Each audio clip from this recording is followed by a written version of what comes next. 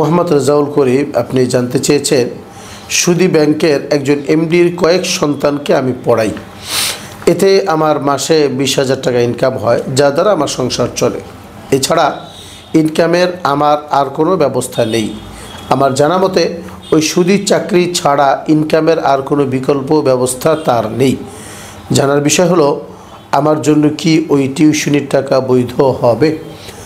এটা আমাদের বর্তমান সমাজের একটা গুরুত্বপূর্ণ পরিবেশ বা গুরুত্বপূর্ণ অধ্যায়। অনেকেই আমরা টিউশনি করে থাকি, কেউ জেনারেল পড়াশোনার বা কেউ ধর্মীয় পড়াশোনার টিউশনি আমরা করে থাকি। এই টিউশনি এটা আমাদের জন্য একটা পরিশ্রম, আমাদের একটা শ্রম, এবং টিউশনি পরবর্তী যে উপার্জন এটা সম্পূর্ণ হালাল একটি উপার্জন। এখানে সকল উলামায়ে কেরাম একমত, এই পণ্য বা এই শিক্ষা দীক্ষা পরবর্তী যে পারিশ্রমিক এটা বৈধ।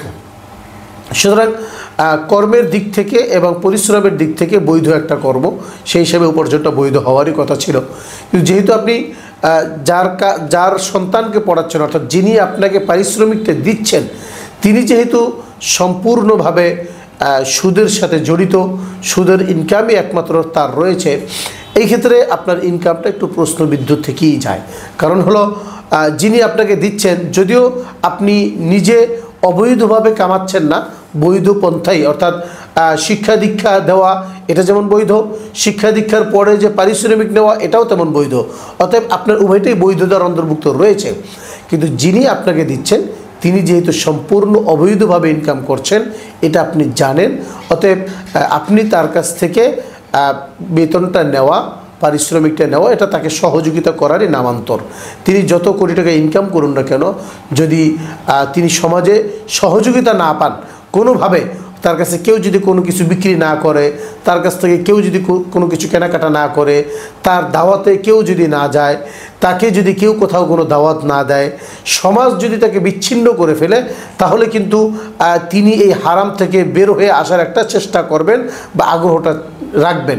কিন্তু যখন দেখবেন যে তার সব কিছু স্বাভাবিক চলছে, তাহলে এই হারাম থেকে বের হয়ে আসার আগ্রহটা তার মধ্যে আর জন্মাবে না। এজন্য তাকে হারাম থেকে বাঁচানোর জন্য হলেও আমরা যারা আশেপাশে রয়েছি আমাদের কিছু সিদ্ধান্ত নিতে হবে। এর মধ্যে অন্যতম একটি সিদ্ধান্ত হলো যে আপনি তাকে পড়ানোর মাধ্যমে এই সহযোগিতাটা করবেন না।